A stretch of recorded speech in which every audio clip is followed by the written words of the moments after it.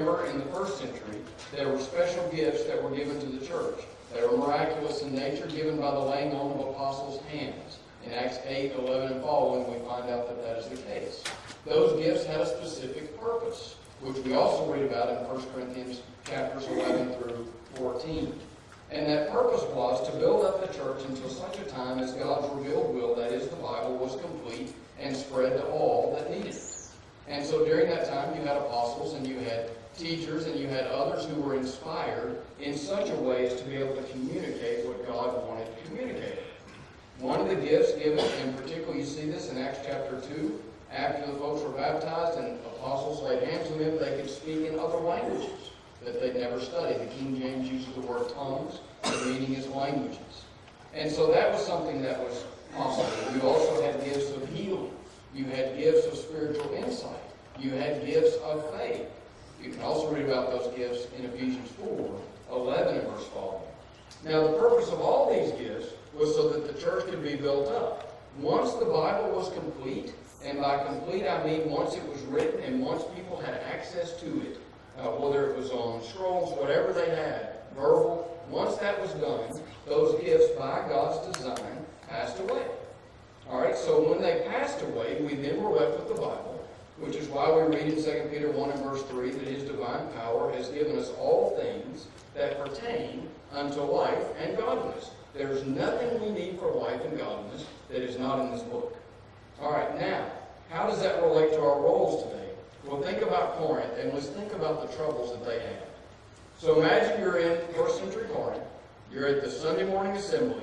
You've got a group of probably around 200 some odd people. It may have been a few more. And all of them have different gifts. And they all want to use them at once. That was what was happening in Corinth. In fact, when they wrote to Paul, and when they talked to Paul, one of the things they asked about was, what about all these gifts? How do all these things work together?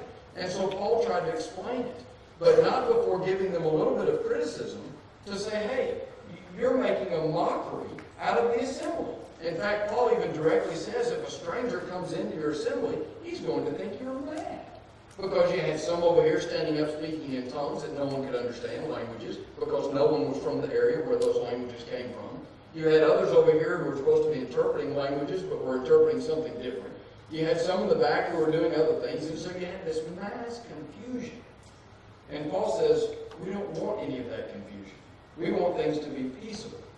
In chapter 14 of 1 Corinthians, you can read about his instructions on how to do all things decently and in order. But what you have there is kind of a micro picture of what we have today, but in a non-miraculous way. Then you still had tremendous numbers of people with tremendous numbers of different abilities, those given miraculously. We have the same people today, but not miraculous gifts, but we have different talents and different abilities. And so in order to have an effective congregation, everybody's talents have to be used. There's no room in the Church of Christ that we read about in the first century, and there's no room in the Church of Christ we are today for people that just sit on the bench and do nothing. But I find that one of the more difficult things we have is finding out what is my role. Sometimes we think we know what our role is, and then it changes. And so our sermon this morning is geared very much toward addressing that. Look in 1 Corinthians 12, and look at verse 12, as Paul addresses how the body is supposed to work together, speaking directly to those in Corinth who were having so much difficulty with these gifts and abilities. They didn't know how to regulate them. He says, for as the body is one, that's the church, and hath many members, and all the members of that one body, being many, are one body, so also is Christ. And then he says, for by one Spirit are we all baptized into one body. Put your finger there and hold it. Look at all the times he's using the word one. Do you think he wants unity there? Well, of course he does. Whether we be Jews or Gentiles, whether we be bond or free, and have been all made to drink into one Spirit. Then he says in verse 14, for the body is not one member, but many. All right, so Paul is teaching the Christians at Corinth, and by implication he's teaching us, how do you get along in the body when you all have different abilities and different gifts? The only difference is then they were miraculous, and today they are not. But still, we have to work at utilizing everyone's talents. And so that's important. Look at verse 15. Here are Paul's instructions on how to do it. And about particularly the value of each member. He says, if the foot shall say, because I am not the hand, I am not of the body, therefore not of the body? Well, that's pretty simple, isn't it? He's talking about the human body and about the parts of it. And he says, and if the ear shall say, because I am not the eye, I am not of the body, is it therefore not of the body? If the whole body were an eye, where were the hearing? And if the whole body were hearing, where were the smelling? But now hath God set the members, every one of them, in the body, as it hath pleased him. And if they were all one member, where was the body? But now there are many members, yet one body. And he will go on to talk about the fact that the eye can't say to the hand, and the nose can't say to the ear, and they can't say to each other, we're not going to be a part of one another, because as a human body functions, so is the church to function. And that's how it works together. And he also will talk about the fact that each role is important, that each role is different. Now, one of the things that I like to think about is I think about our roles, or really two questions. Number one, why must every member be a working member? In other words, why must every member have a role? All right, that's the first thing we'll look at. And the second thing is, how do I find my role? And that's a little bit more of a subjective question, but I think it's one we should think about. And I think I can give us some things to think about that will help us, particularly as we go through life. So let's think about why every member must be a vital part of the body. Now, it goes without saying, this is one of those very simple Bible topics. If part of your body's not working, there's obviously a problem. We go see the doctor, don't we? It's the same with the church. All the parts have to work. But let's see why that's the case. Look at James chapter 2. And look at verse 24. You'll probably be familiar with this passage. If you weren't here the last couple of nights, the reason we're reading all of these and the reason I have not marked them is because I want us to get used to thinking about the Bible being the authority for everything. I don't want it to be about Mike or his ability to speak, which I may or may not have. I want it to be, here's what the Bible says. And so I think that's very, very important. It is for me. Verse 24 of James 2, it says, you see then how that by works a man is justified and not by faith only. All right, so why must every member be a working member? Because faith without works, that is works of obedience that we do, is useless, is dead. Now, we talked earlier this week, I think it was on Thursday, about the fact that the wages of sin is death. Romans 6:23 and 24. Romans 3:23 also speaks to that. All have sinned and fallen short of the glory of God. So if someone dies in this world and is lost eternally, they have earned that spot. On the flip side, the free gift of God is eternal life. If we go to heaven, if we live faithful and do what God says to do, we have not earned heaven. And these type works are not the type works whereby one would say to God, I deserve heaven. None of us will ever deserve it. If you have even one sin, which all of us do, then you do not deserve heaven. You should not go there, and God by all rights should say, be departed from me. But that's not what he says. There's a free gift made possible by Christ. However, if you have faith and you don't have works of obedience with it, what God is telling us is that your faith is not real. And if you don't have real faith, it cannot save you. Not through Christ, not through grace, not through mercy. How could it? Because you've not combined anything with it to make it alive. So every member must be a working member. Every member's talents must be used in some fashion. We must find a way to work together because faith without works is dead. All right? Now go over to Hebrews chapter 6. One book back. Hebrews chapter 6. Let's look at verse 11 and 12. Another reason why every member must be a working member. Hebrews chapter 6. And look at verse 11 and 12. Verse 11, the writer says, and we desire that every one of you do show the same diligence to the full assurance and hope unto the end. Notice verse 12, that you be not slothful.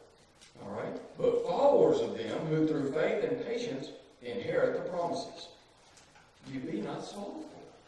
Well, you know, I think in every industry that exists in today's world, in every business that exists, no one says to themselves or says to their employees, I think I would all like you to be slothful this week. That's just got a terrible connotation to it, doesn't it? My oldest daughter likes sloths. It's her favorite animal. But have you ever watched a sloth? Well, I guess that's kind of an odd thing to say. You just kind of stare at a sloth because they move so slowly that they get nothing done. It's like, how in the world? It's frustrating to watch it. There was a cartoon movie that came out sometime last year that was about sloths. I couldn't even stand watching the trailer. They were moving so slow. All right, so we're not to be as Christians slothful. Why should I be a working member? Because faith without works is dead, and because God specifically tells me, do not be slothful. All right, so that's very important. Look at 2 Peter 1 and verse 5. Flip over a few pages to 2 Peter 1, probably even a stronger illustration. 2 Peter chapter 1, and we'll read verses 5 through several, until I decide that I don't want to read anymore. Look at verse 5. It says, and besides this, now Peter's writing, you can see back over in verse 1, 2, and 3 to Christians. Besides this, giving all diligence to add. I want to put a note there. That word add is the same word from which we get our word choreograph. And so you should look at all these things that we're adding not as stair steps, but as something that's all being done at one time together in harmony. And so that's a neat word, that word add. So besides this, giving all diligence to add to your faith virtue, and to virtue knowledge, and to knowledge temperance. Temperance is the same word for self-control. And to temperance patience, and to patience godliness, and to godliness brotherly kindness, and to brotherly kindness charity, or love, in this case agape. For if, notice the word if these things be in you, and abound, they make you that you shall neither be barren nor unfruitful in the knowledge of our Lord Jesus Christ. Notice how adding these things, choreographing these things within your faith, which is your responsibility to do, is something that does make us fruitful and enables us to produce fruit, whereas if we don't add them, we're barren and unfruitful. That if is there for a reason. Number 9, look at verse 9. But he that lacks these things is blind, and cannot see afar off. What has he forgotten? He hath forgotten that he was purged from his old sins, or forgiven. In other words, he was forgiven and grateful to God, and then he forgot about it. And he said, well, I'm not really grateful anymore, I'll just be unfruitful. Sometimes that happens. It says, wherefore the rather, brethren, in other words, don't do it that way, do it this way. Give diligence to make your calling and election sure. Notice the if again. For if you do these things, you shall never fall. So these things are not like, hey, this is probably a good idea for you to do in life. These things are, if you don't do these things, you will not go to heaven. You cannot go. Cannot go. God's not going to say, well, I said you should do these, but I know you're busy in life, so you can come on in. It doesn't work that way. Now, we remember from 1 John 5:3 that his commandments are not grievous, so these are not impossible to do. But these are things you actively must be working on. And if you're not working on them, you must repent and change to work on them. And by doing that, you'll be an active member and effective. And so that's what we want to do in life. Look at Mark chapter 8 and verse 35. And then we'll talk about how can we find our role, because it's very easy from the Bible to make the point that we must have a role and we must be working. But look at Mark 8:35.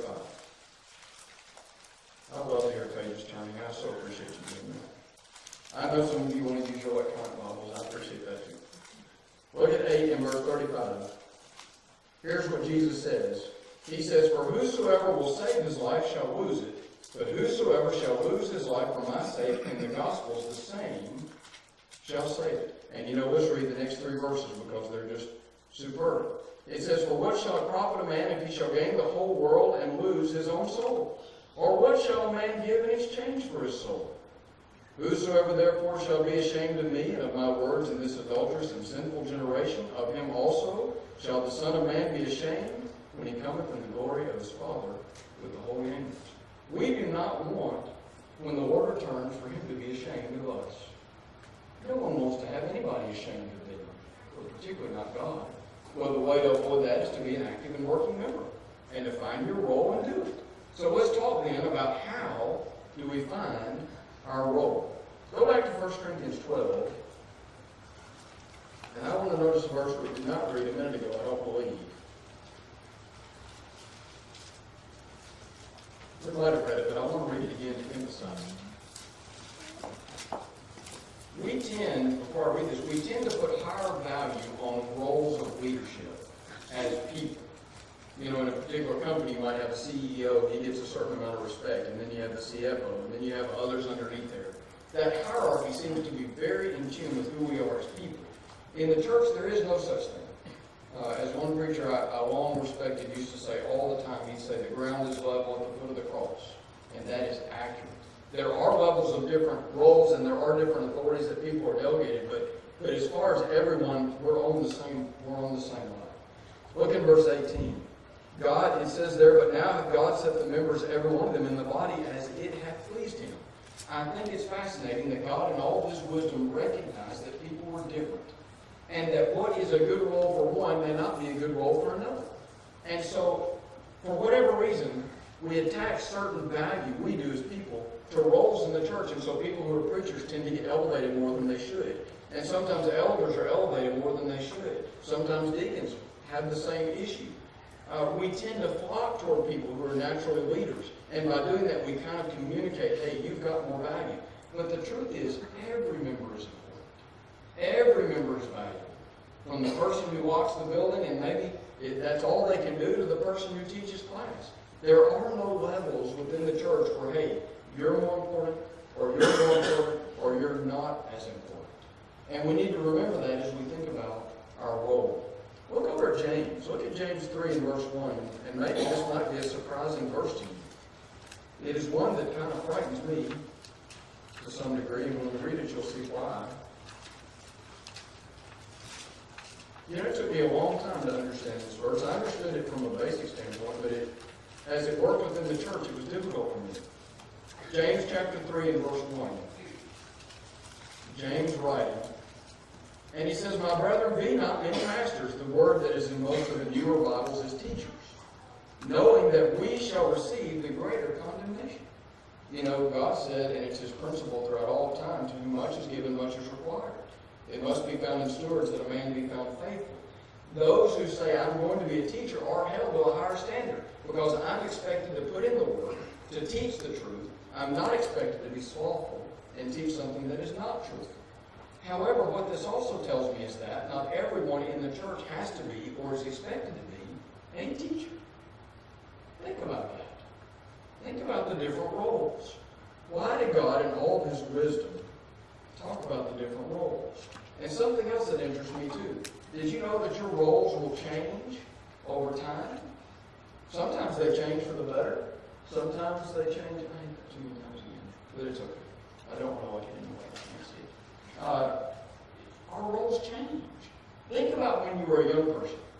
What role could you have done when you were 19, 20, and 21, or even younger? Okay, that's kind of limited. There are some things you can do, some things you can't do. But what about in your mid-20s? Okay, there's some different roles that you can adapt to. What about in your 30s, in your 40s, in your 50s? Your role should be changing over time because you should be becoming more and more mature in Christ. There is a reason that elders are to be those who are older and not younger. Not because older is better, but generally older is more wise and more mature. God understood that. So when you think about your role, you've got to first analyze, who am I? Where am I in life? Where is my maturity level in Christ? What is my gender? Because that matters to God. As we find throughout the New Testament, people have different roles based on their gender. Are men told to be keepers at home? No. They're to be the spiritual leaders at home, but women are told to be keepers at home. Do you women understand the wisdom of that? Who do little children run to when they skin their knee? Dad? Not typically. Typically they go to mom. Why do they go to mom? Because mom's going to actually care that they did it. And dad's going to be like, get up and move on, it's going to be all right. That is typically how that works. There's a difference there. There's a difference in empathy.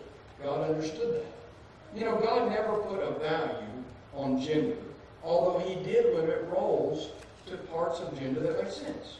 So there's never a value. Men are better than women. Women are better than men. That never exists in the entirety of the Bible, not one single time. Never. In fact, you ought to look in the lineage of Christ and look how many prominent women are in that lineage that brought about Christ. There are tremendous numbers. However, as a man, I have a role of authority, of preaching, that a woman cannot fulfill because women are not given that role.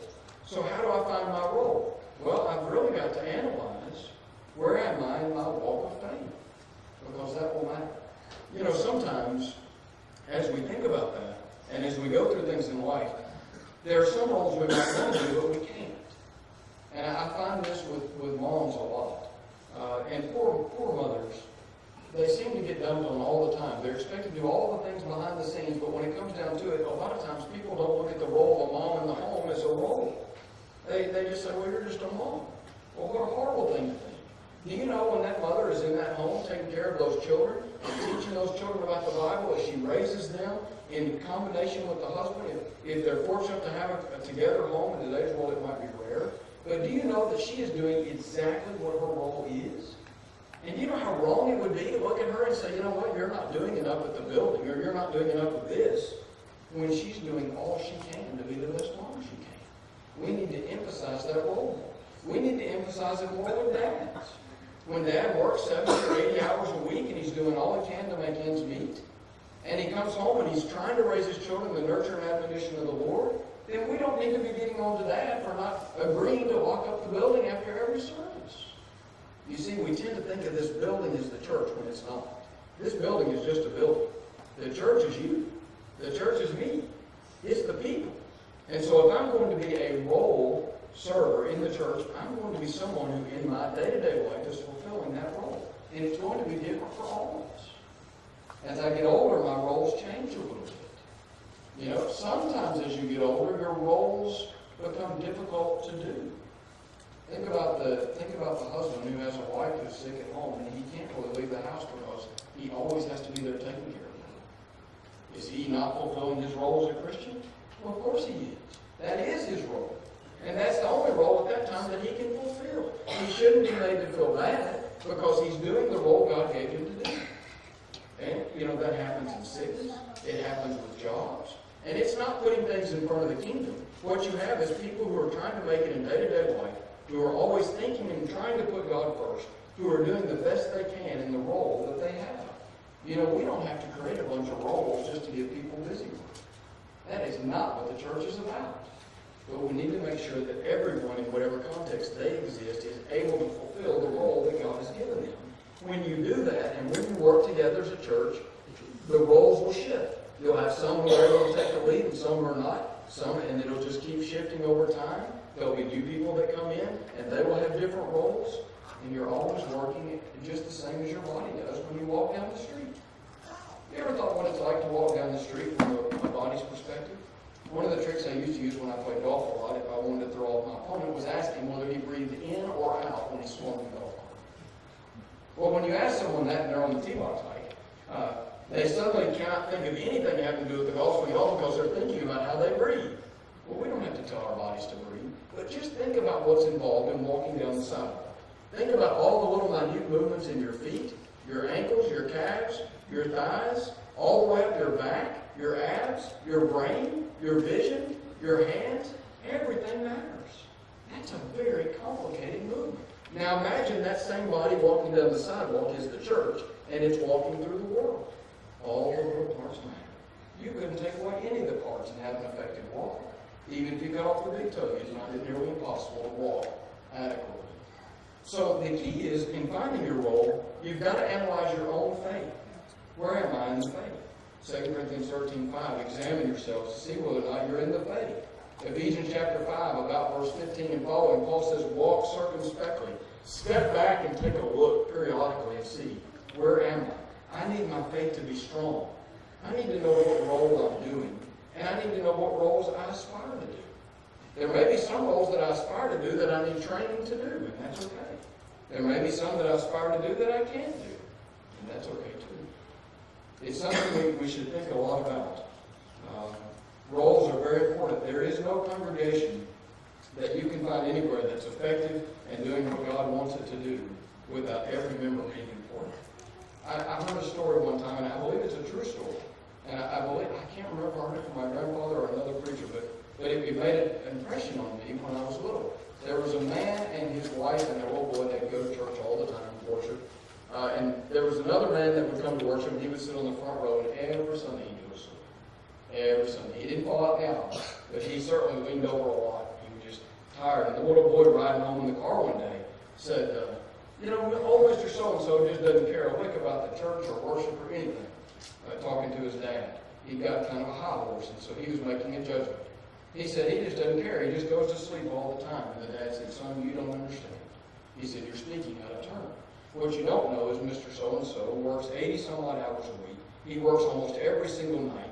Instead of getting off work in the mornings on Sunday and going home and going to sleep, which is probably what he should do for his health, he says, I'm going to be at the worship of the church. He does his best to stay awake, and sometimes he succeeds and sometimes he fails.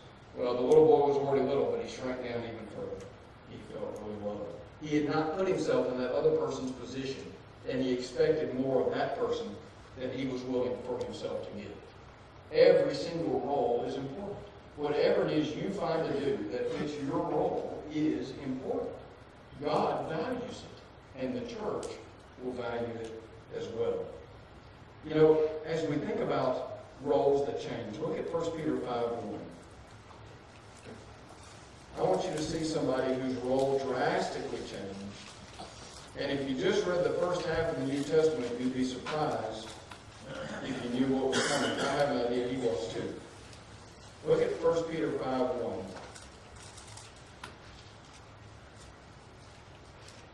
Now you remember that Peter in his lifetime was what we might consider outspoken. Is that a kind way to put it? Peter never really did filter his thoughts or his mouth at all, and he wasn't an immoral person by any means. He just simply said what he thought.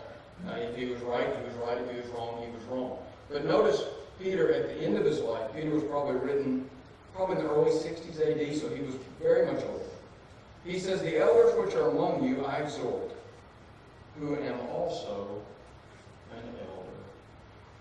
Now, if you read the qualifications for the list of elders, which we won't take time to do, in 1 Timothy 3, you're going to read a list that doesn't at all look like Peter did when Peter was with Jesus on earth. But later on in his life, Peter changed his role. He was able to mature in Christ and take on more responsibility. And so that is a great example of someone who at one point in his life, some roles were not open to him. As he grew and matured in Christ, his role changed. The key is he was always productive. And so I encourage you in whatever role you find yourself to be productive. Don't just be a bench warmer. The church doesn't need bench warmers, and God doesn't need them. We need people who are active. You don't have to save the whole world for Christ all by yourself, putting the world on your shoulders. Nobody does. But there is something you can do. And I'm confident that the men here who lead can help you find that role and can help you grow into other roles. And then that will make the experience of being a worker at home just fantastic. Man, when you have enough people doing things, it makes everything easier. When I was little, sometimes we were given a job to do a break the backyard. We had pine trees. We had 15 pine trees. Pine trees are wonderful to look at in the winter, but they drop so many hundreds of pounds of pine needles, it's unbelievable. So sometimes my brother and I would have friends down the street, and they'd want to come play, but Mom and Dad were like, no, it's Saturday morning at 7 o'clock, got to be raking the pine needles. That's how we were raised. Well, our friends would find out that we had to rake the pine needles, and so they would come down and say, hey, will you get to play if we finish this? And we'd say, well, yeah, and they would help us. So everyone would get a rake, and in a matter of 30 or 40 minutes with a lot of laughter and a lot of fun, sometimes you'd throw each other in the pine needles, you had fun with it, but it was finished. Well, how much more joyful was that than just my brother and I raking the pine needles? When everybody joins together, there's really nothing that we can't accomplish. There's nothing that's too hard, and no one's put out further than they need to be. Well, I hope you will consider very carefully what your role is. You know, as we think about the gospel, as we think about the cross of Christ and the grace of God, and if we look back in the first century and see when that was first preached, which is Acts chapter 2, we find the record of it, we find that in order to be an active member of the churches of Christ, that is, the church we read about in the first century, you had to hear and believe something very important. That is, that Jesus is the Christ, the Son of God. Peter would say in Acts chapter 2 to those that were gathered on Pentecost, but the house of Israel, all those gathered there, know assuredly that Jesus hath been made Lord and Christ. In fact, if you go on to read in Acts chapter 2 and get down to about verse 37, after Peter's made his argument, you find that the people were cut to the heart. In other words, they were really dramatically affected because they had just crucified their only hope. And so they cry out, men and brethren, what must we do?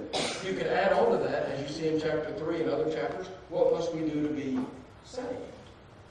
Everybody in the first century who wanted to be saved had to hear and believe that Jesus was the Christ, the Son of God, just like Peter taught. And, as Peter said in verse 38, they had to repent and be baptized in the name of Christ for the remission of sins.